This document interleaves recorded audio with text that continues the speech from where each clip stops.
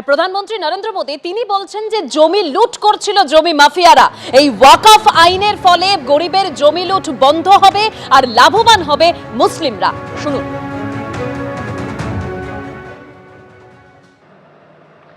और आज ईमानदारी से उसका उपयोग हुआ होता तो मेरे मुसलमान नौजवानों को साइकिल के पंक्चर बना करके जिंदगी नहीं गुजारनी पड़ती। लेकिन इससे मुट्ठी भर भू माफिया का कोई भला हुआ। पसमानदा मुस्लिम इस समाज को कोई फायदा नहीं हुआ। और ये भूमाफिया किसकी जमीन लूट रहे थे? ये दलित की जमीन लूट रहे थे, पिछड़ों की जमीन लूट रहे थे। वक्फ कानून में बदलाव के बाद अब ये गरीबों से जो लूटा जा रहा है वो बंद होने वाला है। हमने एक बहुत बड़ा जिम्मेदारीपूर्ण महत्वपूर्ण काम किया है। हमने इस वक्फ कानून में एक और प्रावधान किया है। अब नए कानून के तहत, वक्फ के कानून के तहत हिंदुस्तान के किसी भी कोने में आदिवासी की जमीन को, उसके घर को, उसकी संपत्ति को ये वक्फ बोर्ड हाथ भी नहीं लगा पाएगा। শামশেরগঞ্জের জাফরাবাদে ফের উত্তেজনা। সেন্ট্রাল ফোর্সকে এইমাত্র আসতে হয়েছে জাফরাবাদের এই আমবাগানের মধ্যে।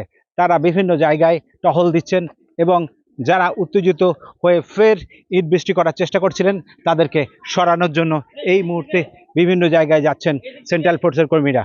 এবং সেন্ট্রাল ফোর্সের কর্মীরা এই মুহূর্তে যারা আক্রমণ করেছিলেন সেই আক্রমণকারীদেরকে খোঁজার জন্য তিরুনি তল্লাশি কিন্তু এই মুহূর্তে জারি রয়েছে।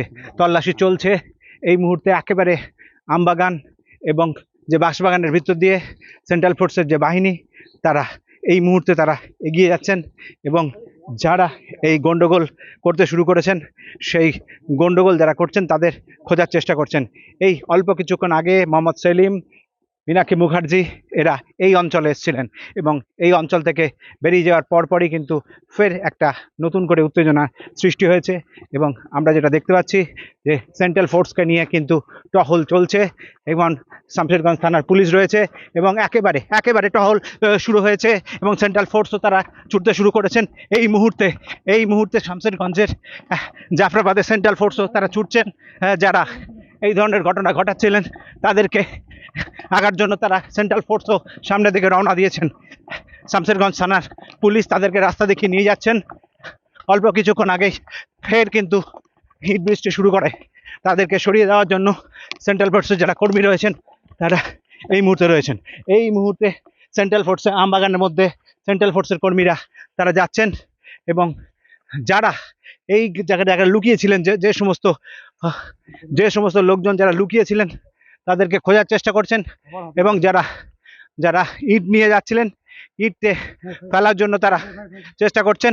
এই মুহূর্তে সমস্ত এলাকায় কিন্তু ফের নতুন করে একটা উত্তেজনাকর পরিস্থিতি তৈরি হয়েছে।